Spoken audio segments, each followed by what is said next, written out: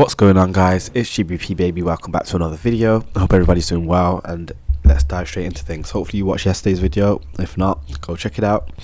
But yeah, you can see that price today on dollar has consolidated within the range which I spoke about, and then it turns out we actually are trading higher. So the moment I realized that price was going to start continue to trade higher was as soon as this closed outside of this range. So in yesterday's video, you'll remember me saying how price will likely stay in here, then I wanted to see it expand lower. You can see although we've been wicking below it, price didn't close below it, but as soon as price closed above this range, the inversion fair value gap, price came down, found support, and then expanded above that Sunday opening price, running up to this original level which I had drawn out from Sunday's video.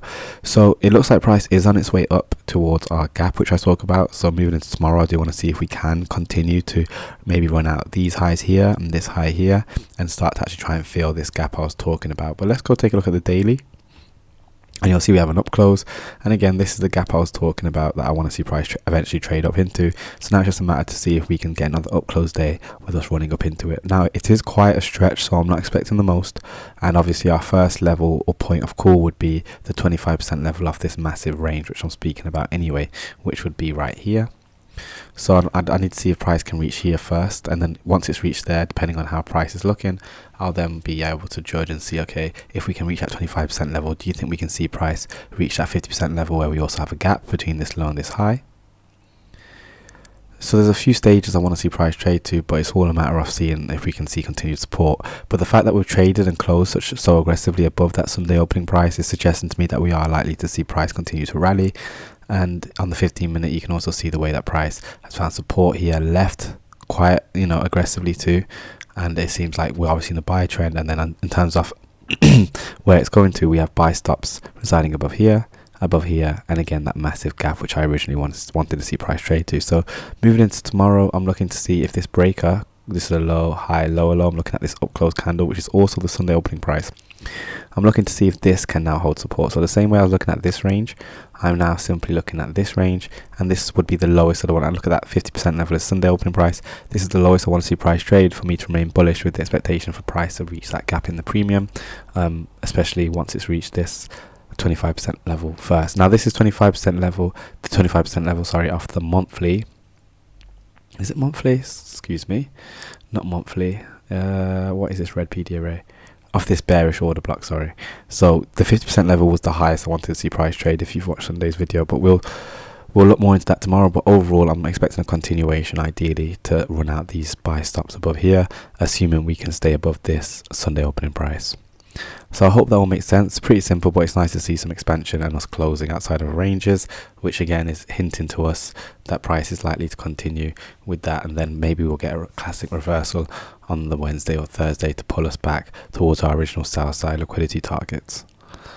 So let's move on to GBP USD now, and you'll see now GBP has also traded higher today, which isn't ideal, and the fact that dollars also traded higher means that GBP is the sixth sister here, because obviously we can see that euros dropped in line with dollar trading higher, which is good, but GBP has managed to rally. So it's likely tomorrow, and we have high impact news tomorrow, we'll see a large expansion to the downside, as GBP will likely be forced to catch up with euro.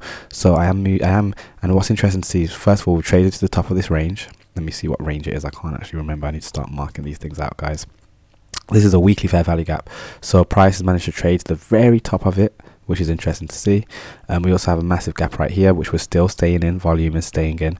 So again, with the fact that we managed to rally today, even though dollar was also rallying, the fact that we have high impact news tomorrow, this seems to be lining us up nicely for some large expansion to the downside. Now that doesn't mean just go short, because we need to be careful as to where we're placing our stops, and we need to start thinking about how price will deliver. It's likely we'll see price, it's going to happen very quickly on the back of the high impact news at 2 a.m. It'll probably run both sides of the market, as it'll run the buy side, and then it might start stretching for the sell side. So that's just something to take into account. But obviously, I'm basing that off the clear divergence that we have. So I would say be very careful with pound and trading it tomorrow. But the fact that, like I said, the fact that we have opened and looking like we're going to close higher in line with dollar, whilst euros dropping off significantly, it's suggesting to me that GBP is going to need to catch up somehow. But yeah, we'll have to wait and see.